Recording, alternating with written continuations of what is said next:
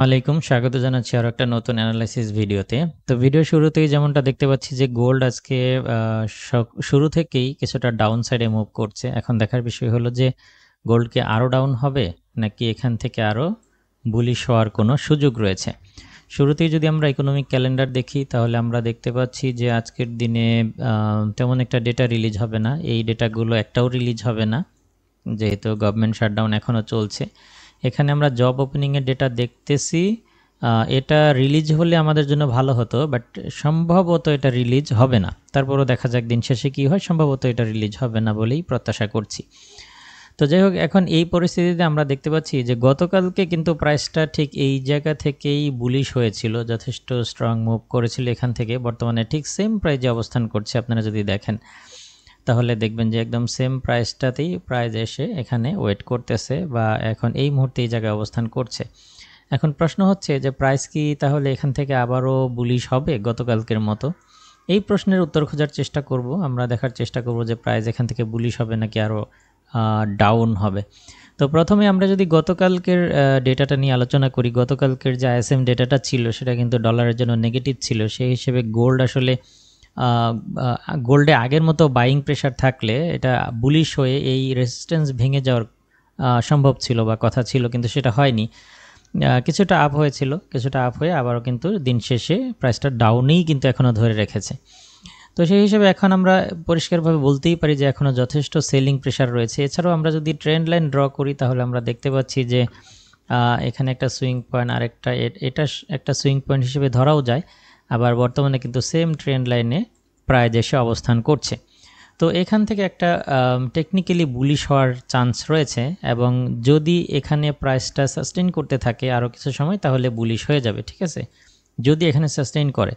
আর যদি প্রাইস এখানে সাস্টেইন করতে না পারে, এই ট্রেন্ড লাইনটাকে ক্রস করে ফেলে, তাহলে প্রাইস আরও ডাউন হবে। সেই ক্ষেত্রে আমরা প্রাথমিক পর্যায়ে প্রাইসটাকে পেয়ে যেতে পারি ৩৯৫০-এর আশেপাশে। প্রাইসটা ৫০-এর আশেপাশে হয়তো বা প্রাইস টেস্ট করতে পারে, অলরেডি কাছাকাছি চলে আসছে।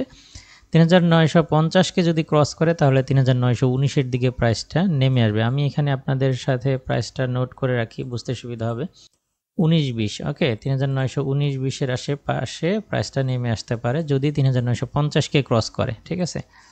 তো এই তো ৩৯৬৪ থেকে।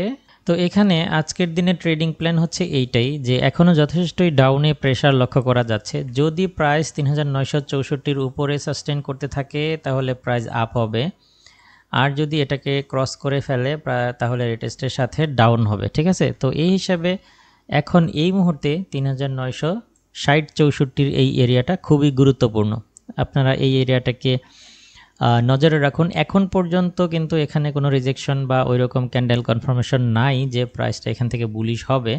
তবে এখানে আমরা লক্ষ্য করব যে এখানে যদি প্রাইস সাস্টেইন করতে থাকে তাহলে বুলিশ হয়ে যাবে, আর ক্রস করলে ডাউন হবে। এটা মাথায় রেখে এখান থেকে ট্রেড করবেন। সেই হিসাবে যদি এখান থেকে রিজেকশন ক্যান্ডেল পান, ক্যান্ডেল যদি বুলিশ হতে শুরু করে তাহলে বাই নিতে পারেন ৩৯৬৪-৭০ এর আশেপাশে। আর যদি এটা ডাউন হয়ে যায় তাহলে রিটেস্টের সাথে সেল নিতে পারেন এই ৩৯৬৪-৬০-এর নিচ থেকে।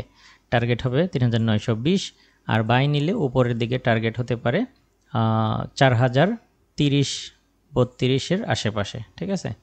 ৪০৩০ থেকে ৪০৪৮-এর আশেপাশে।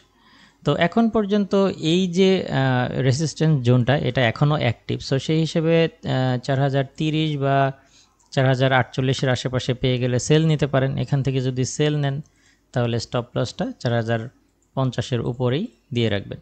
আর এখান থেকে যদি বাই নেন, এখান থেকে বাই নিলে স্টপ লসটা ৩৯৬০-এর নিচেই দিয়ে রাখবেন, কারণ যদি ক্রস করে ফেলে তাহলে ৩৯২০ পর্যন্ত ডাউন হবে। সো এই রিস্কটা নিতে যাবেন না।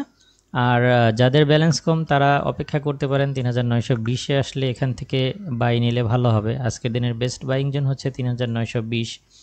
তো সেই হিসেবে ৩৯২০ থেকে ট্রেড নিলে স্টপ লস দিবেন হচ্ছে ৩৮৯০ বা তার আশেপাশে, ওকে। তো এই হচ্ছে মোটামুটি আজকের দিনের ট্রেড সেটআপ। তো এখান থেকে আপনারা অপেক্ষা করবেন, এখানে ক্যান্ডেল কনফার্মেশন পাওয়ার পরে বাই অথবা সেল নেবেন।